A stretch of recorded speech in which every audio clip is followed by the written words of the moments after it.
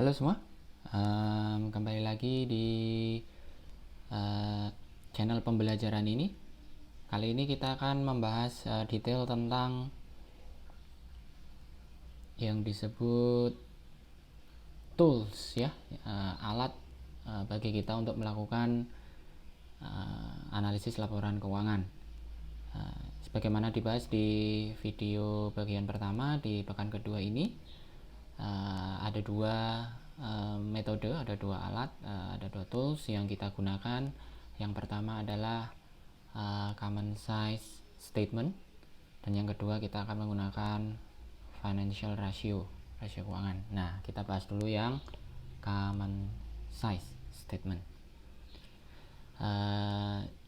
Di sini pada intinya kita akan membuat laporan keuangan itu menjadi angka nominalnya menjadi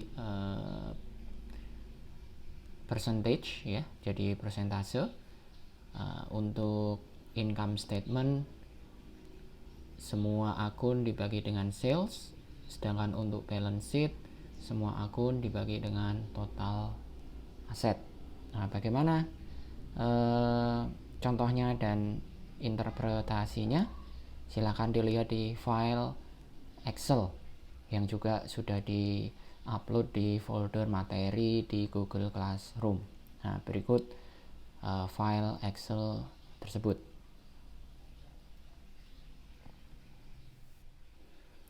Oke, ini file Excel yang dimaksud. Jadi pilih laporan keuangan Wika isian updated ya. Ada beberapa file Excel di situ. Pilih yang Wika terlebih dulu untuk kita diskusi bagaimana contoh analisis laporan keuangan dengan laporan keuangan yang real. Jadi memang di sini kita menggunakan laporan keuangan Wika. Wika ini Wijaya Karya ya, BUMN konstruksi yang melantai atau menjual sahamnya di Bursa Efek Indonesia. Jadi dia TPK. Laporan keuangan yang akan kita pakai adalah laporan keuangan Wika tahun 2014 dan 2015. Di sini silahkan dibuka terlebih dulu tab Wika Profit and Loss atau Income Statement. Nah, ini laporan laba ruginya Wika. Terus tab satunya adalah neraca, balance sheet, juga sama tahun 2015 dan 2014 dan 2015. Yang pertama kita lihat dulu untuk income statement, laporan laba rugi atau profit and loss. Di teori tadi dibilang bahwa kita akan membuat laporan keuangan menjadi persentase-persentase di mana nominalnya itu dibagi dengan akun tertentu sehingga menjadi persentase. Ketika sudah menjadi persentase, maka kita bisa memperbandingkan antara satu tahun dengan tahun sebelumnya gitu ya untuk satu perusahaan, atau ketika kita melakukan komparatif benchmark, kita bandingkan dengan perusahaan lain, kita juga bisa bandingkan persentasenya. Karena kalau persentase itu kan berarti ukurannya sudah sama. Nah, kalau belum dijadikan persentase, masih berupa nominal, mungkin masih ada bias size dari perusahaan, ukuran dari perusahaan gitu ya, nominal perusahaan yang sudah mature atau sudah stabil dengan yang baru masuk ke pasar atau baru beroperasi kan juga beda. Nah, itu makanya kita buat persentase. Di income statement yang menjadi acuan adalah sales atau revenue ya. Jadi lihat di sini penjualan atau pendapatan usaha ini dibuat acuan, maka dia persentasenya 100%. Nah, semua akun di dalam income statement ini kita akan bagi dengan sales, karena salesnya jadi acuan tadi 100% tadi, sehingga dia membentuk persentase-persentase. Kita mulai dari COGS, beban pokok penjualan dan pendapatan. Jadi kita lihat di sini, ini nominalnya, angka nominalnya. Kalau angka nominal ini kita perbandingkan dengan sales, misalnya ini di tahun 2014 dia 11 triliun sekian ya. kita bagi dengan sales 12 triliun sekian, maka di 2014 persentase COGS terhadap sales itu adalah 88,57%. Nih. Di tahun 2015 11,9 triliun dibagi 13 triliun penjualannya berarti 87,85%. Begitu juga seterusnya ke bawah, kita ambil contoh misalnya apalagi beban umum dan administrasi. Beban umum dan administrasi ini angka nominalnya ya 386 miliar dan di 2015 naik 421 miliar. Kita persentasekan dibandingkan dengan salesnya. Untuk 2015 berarti dia itu 386 dibagi 12463, dia sekitar 3,1%. Sedangkan di 2015 421 secara nominal naik ya, tetapi karena pendapatan juga naik lebih tinggi, maka kalau di persentase dia turun 3,09. Terus demikian seterusnya ke bawah sampai di, nah saya ambil contoh yang di net income-nya saja ya, langsung lompat ke sini. Di sini di 2014 net income Wika 743 miliar, di 2015 703 miliar. Kalau kita persentase terhadap sales, maka persentasenya adalah 5,97% di 2014 dan di 2015 5,16%. Turun. Nah, ini mekanik atau perhitungan common size statement. Nah, analisis kita tidak berhenti di sini. Analisis kita kemudian harus bisa membaca angka-angka ini. Gimana cara membacanya? Contohnya seperti ini. Tadi kan kita sudah menghitung ya persentase dan kita mendapatkan angka-angka ini. Yang pertama, yang kita bisa baca dari COGS berarti ini kita bisa lihat hampir 90% ya, 88-89% dari revenue Wika itu COGS. Nah, dari sini nanti berguna ketika kita akan komparasikan, akan kita bandingkan apakah kinerja dari Wijaya Karya ini untuk membentuk atau untuk menghasilkan produknya gitu ya, apakah ini setara atau apakah ini sama dengan benchmark industri, atau juga kita bisa gunakan benchmark kompetitor. Itu misalnya yang kompetitor aja. Nanti kita lihat misalnya Wika ini kita bandingkan dengan Adikarya gitu ya, yang sama-sama perusahaan konstruksi BUMN dan dia melantai di bursa juga. Semisal nanti kita bisa lihat ini angka besaran Wika ini, kalau kita tarik angkanya ke sini, kemudian kita bandingkan dengan Adikarya, misalnya Adikarya itu bisa mencapai 75% COGS-nya, berarti kinerja Adikarya lebih bagus daripada Wika karena dia lebih efisien di dalam memproduksi barang. Nah, itu contoh kita melakukan analisis. Berikutnya, dari beban umum dan administrasi, kita bisa melihat atau kita bisa menginterpretasikan apa? Nah, sebagaimana yang kita lihat di sini angkanya tadi di 2014 dia 3,10%, di 2015 dia turun menjadi 3,09%. Ini tadi beban umum dan administrasi ya. Nah, tadi kita juga bisa lihat nih keefektifan Wijaya Karya di dalam dia menghasilkan penjualan. Tentu penjualan itu kan perlu didukung dengan beban umum dan administrasi ya. Apakah beban umum yang dikeluarkan itu cukup efisien gitu. Kita lihat di sini juga angkanya berkisar di 3%. Nah, 3% ini sama halnya dengan yang tadi, kita bisa cek di benchmark dengan kompetitor. Atau kalau kita menggunakan ini untuk menganalisis internal kinerja dari Wika, kita bisa lihat prosentasenya. Di sini kita bisa lihat bahwa kinerja beban umum dan administrasi Wika ini kinerjanya bagus. Kenapa bagus? Karena secara prosentase kan dia turun gitu ya, walaupun secara nominal naik. Makanya ini bisa menjadi bias. Kalau kita lihat persentasenya, ini kan turun dari 3,10 ke 3,09, ya nggak signifikan turunnya, tetapi ada penurunan begitu.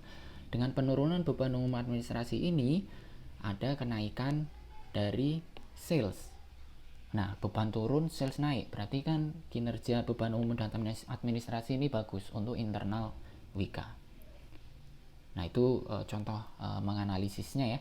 Terus kemudian kita ke laba rugi, laporan laba rugi, net profit, net income ya. Di 2014 5,97%, di 2015 5,16%. Nah, ini kita bisa lihat nih. Yang pertama masih sama seperti tadi, kita bisa gunakan angka ini untuk benchmark dengan kompetitor atau dengan industri. Sedangkan untuk kinerja Wika-nya sendiri kita bisa lihat begini. Dari 100% sales itu di 2014 sampai bottom line-nya, net income itu kan paling bawah ya, jadi bottom line-nya 5,97 itu paling banyak habis di mana? Di komponen apa? Nah, kita bisa lihat nih komponennya. Dari COGS saja sudah 88,57, terus kemudian beban umum tadi 3,10, terus kalau kita lihat lagi apalagi nih, ada beban lainnya ya 2,62 nih persen di 2014, terus pajaknya 3,17, sehingga menjadikan bottom line atau net profit ini tadi 5,97 setelah dikurangi dari atas. Nah, di sini kita lihat memang untuk perusahaan konstruksi Wijaya Karya ini yang paling signifikan berpengaruh terhadap net income-nya itu adalah COGS. Maka kemudian menjadi penting bagaimana Wika bisa membuat COGS yang paling efisien gitu ya secara costingnya. Tentu ini nanti kita compare dengan tadi industri dan kompetitor. Nah, begitu contoh kita menganalisis common size financial statement di bagian income statement. Di bagian balance sheet gimana? Di bagian balance sheet tadi secara teori kita akan bagi dengan total aset. Nah, makanya kalau di sini kita bisa lihat total asetnya persentasenya 100% ya. Dari 15,9 triliun di 2014 dan 19,602 triliun di 2015, itu kita jadiin acuan menjadi 100%. Nah, 100% ini kita gunakan untuk membagi akun-akun yang lain total aset ini. Misalnya dari total aset 15 triliun di 2014 itu kita mau tahu yang aset lancarnya sendiri itu berapa prosentasenya dibandingkan dengan keseluruhan total aset. Di sini nominalnya 9,4 triliun dan 12,56 triliun di tahun 2015. Kalau kita persentasekan, dia persentasenya adalah 59,6% di 2014 dan naik 64,08%. Mendominasi ya, berarti di aset Wika aset lancar itu mendominasi, hampir berkisar 60% di 2014 dan 65% di 2015. Berarti aset tidak lancarnya sisanya tadi ya. Nah, ini mengindikasikan bahwa secara likuiditas gitu ya, balance sheet Wijaya Karya ini menjanjikan gitu, karena persentase aset lancarnya lebih besar. Nah, ini juga kita bisa gunakan nih proporsi atau persentase aset lancar tadi, itu bagian terbesarnya itu dibentuk oleh akun apa. Ini kita bisa lihat ke atas sini. Kalau kita lihat, berarti yang pembentuk paling besar untuk aset lancar itu adalah ini kas dan setara kas. Berarti liquid benar ya, karena kas dan setara kasnya besar. Terus kemudian piutang lainnya pada pihak yang berrelasi. Berarti memang dia piutangnya besar. Maka kemudian harus hati-hati nih di kebijakan pemberian piutang dan collectingnya dan penagihannya. Nah, dari sini juga kita bisa hitung perubahannya ya, naik turunnya, dan kemudian kita bisa gunakan untuk melakukan analisis turun berapa persen, naik berapa persen. Nah, itu contoh jumlah aset lancar dibagi dengan total aset, kemudian kita analisis dengan aset lancar dan aset tidak lancarnya. Ini aset tidak lancarnya juga kita bisa lihat nih, yang paling besar membentuk apa nih. Kita bisa lihat di sini fixed asset. Wajar berarti ya, fixed asset menjadi besar, hampir 17%. Investasi pada entitas 10%. Oke, selanjutnya kita juga bisa menggunakan common size financial statement ini. Tadi bagian aset sudah, kita ke bagian liabilitas, kewajiban. Kita bisa lihat kewajiban WIKA ini gitu ya. Ketika kita persentasekan atau kita benchmark, kita bandingkan dengan total aset, ternyata liabilitas dari Wijaya Karya ini di 2014 dia persentasenya sekitar 70%, 69,35 tepatnya. Di 2015 hampir 72,3%. Nah, ini banyak berarti ya. Jadi ketika aset itu kita bandingkan dengan kewajiban, ternyata sekitar 70% itu. Nah, kita bisa lihat di sini komponen pembentuknya itu yang paling besar apa? Kalau kita lihat di sini, dari 69% itu liabilities jangka pendeknya, nah ini 53,28% sendiri di 2015, dari 72 ya, di 54,06%-nya liabilitas jangka pendek. Berarti jangka panjang kan sisanya nih. Nah, ini berarti hati-hati juga nih. Ini berarti kalau kita analisis sisi likuiditasnya gitu ya, menjadi poin penting, menjadi kritikal. Jadi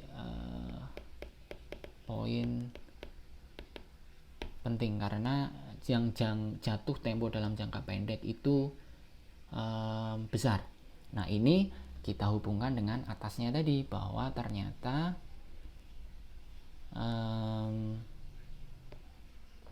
sisi dari aset tadi ya, ternyata yang besar juga adalah aset lancar gitu. Berarti sisi kewajiban jangka pendek yang harus dipenuhi di sini, ini klop dengan situasi yang ada di sini gitu. Jadi kita tarik ke bawah, ini klop. Berarti WIKA ini kita bisa lihat liquidity side-nya atau sisi jangka pendeknya itu dia klop, bagus, bahwa dia mempunyai exposure jangka pendek di kewajibannya, dia bisa atasi dengan aset lancarnya gitu ya. Nah, itu kita bisa lihat dari common size financial statement. Nah, kalau kita mau lebih detail lagi, liabilities jangka pendek ini yang perlu kita perhatikan, kita perlu berhati-hati dan kemudian harus memberi catatan khusus kemana, itu kita bisa lihat di angkanya nih.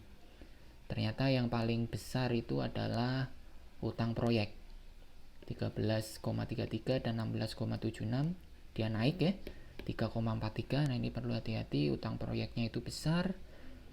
Apalagi nih kalau kita lihat, sama utang usaha kepada pihak ketiga 24% dan 21,87%. Nah, ini akun-akun yang perlu kita perhatikan karena disinilah sumber atau kewajiban yang perlu dibayar dan jumlahnya besar. Nah, itu untuk liabilities. Contohnya kalau kita mau lihat dibandingkan dengan liabilities yang long term, yang jangka panjang juga bisa. Kalau kita bisa lihat di sini yang besar adalah liabilitas jangka panjang atas utang bank.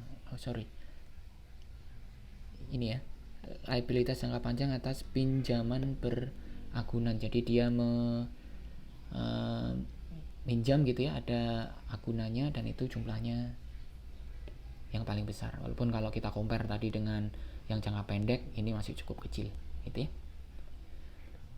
Berikutnya kita bisa lihat juga, kita bandingkan dengan ekuitas. Ekuitas tentu sisa dari tadi persentase si liabilitas ya. Oke. Di liabilitas ekuitasnya di sini 30,65% di 2014 dan 27,74. Nah, ini sisa dari sini nih berarti ya. Dan kalau kita lihat di sini komponen yang paling besar untuk ekuitas itu adalah mana nih dari 30 ini. Ini kepentingan non pengendalinya sekitar 6%. Terus ini totalnya 24,4 ditambah 6,22 itu sekitar 30 ya. 30,65. Nah, kita perlu perhatikan nih di sini jumlah ekuitas yang diatribusikan kepada pemilik entitas induk, berarti ini saham ekuitasnya ya, dan porsi terbesar di sini itu adalah kalau kita lihat ada di atasnya ini, yaitu saldo laba yang telah ditentukan penggunaannya dan yang belum ditentukan penggunaannya. Ini kan berarti retain earning ya.